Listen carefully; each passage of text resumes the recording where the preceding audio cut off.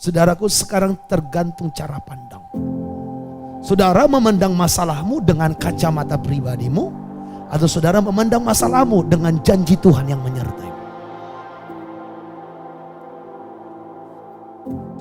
Kalau Yesus saja yang disebut anak Allah, pribadi Allah itu sendiri, diserahkan untuk keselamatan kita, masa cuma masalah kesehatan Tuhan gak mau berikan?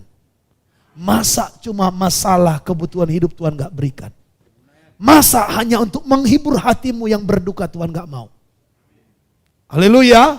Oleh sebab itu miliki firman ini, jaminannya bahwa Yesus saja diserahkan, apalagi semua kebutuhan saudara. Pikiran kita yang tidak dipenuhi firman, itu yang membuat masalah itu besar. Karena Alkitab berkata, pencobaan yang kamu alami, pencobaan biasa, tidak melebihi kekuatan manusia. Paulus katakan, penderitaan yang kami alami ini adalah penderitaan ringan yang tidak dapat dibandingkan dengan kemuliaan yang akan datang.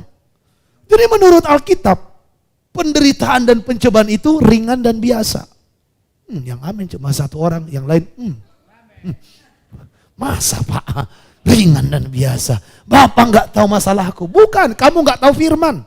Bukan saya tidak tahu masalahmu, kamu kurang mengerti firman.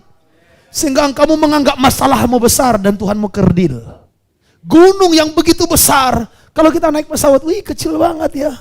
Saudaraku, sekarang tergantung cara pandang. Saudara memandang masalahmu dengan kacamata pribadimu, atau saudara memandang masalahmu dengan janji Tuhan yang menyertaimu. Sekali lagi, bukan masalahmu yang besar, pikiranmu yang membesar-besarkan masalah. Latihlah dirimu beribadah, kata Tuhan. Karena ibadah itu mengandung janji untuk hidup yang sekarang maupun hidup yang akan datang. Makanya saya katakan di hari Jumat, kalau tiba-tiba hatimu yang penuh iman di gereja ini nyampe di rumah menjadi letoi, menjadi lemah, berdoa lagi, doakan hatimu. Jangan biarkan kelemahan itu menguasai pikiranmu. Sebab Dia yang telah meneguhkan kami bersama-sama dengan kamu di dalam Kristus adalah Allah yang telah mengurapi. Sadari bahwa engkau telah diurapi Tuhan. Allah telah mengurapi engkau dan saya. Tuhan telah mengurapi. Maka kekuatanmu bukan lagi dari dirimu, tapi kekuatan Tuhan. Kita kekuatannya tidak seberapa. Tapi ayat ini berkata, sebab Dia yang telah meneguhkan kami bersama-sama dengan kamu di dalam Kristus, Allah adalah Allah yang telah mengurapi. Allah telah mengurapi setiap kita, baik dari yang termuda sampai yang paling tua, supaya apa? Mampu melawan, mengalahkan musuh yang datang. Sadari tangan saudara ini tangan yang telah diurapi Tuhan. Hati, pikiranmu, tubuhmu, jiwa, rohmu adalah telah menerima pengurapan. Maka engkau akan berjalan melakukan hal yang besar. Memang dari dirimu gak mampu, tapi karena telah menerima pengurapan dari Tuhan, engkau akan berbeda. Selagi saudara belum punya cara pandang yang seperti ini, tidak akan terjadi terobosan dalam dirimu loh.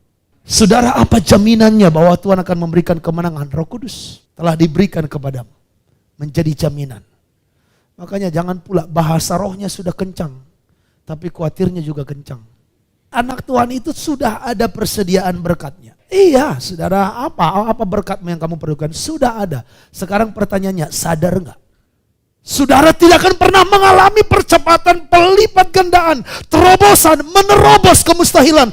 Tidak akan pernah terjadi kalau saudara nggak sadar bahwa engkau sanggup melewati dan mengalami semua itu. Selagi kamu masih berkata masalahku besar Pak, selagi kamu masih berkata tidak mungkin Pak, selagi kamu berkata Pak itu kan buat orang lain, kalau aku mah siapaku. Selagi kamu masih berkata yang negatif dan cara pandangmu tidak berubah, engkau tidak akan mengalami itu.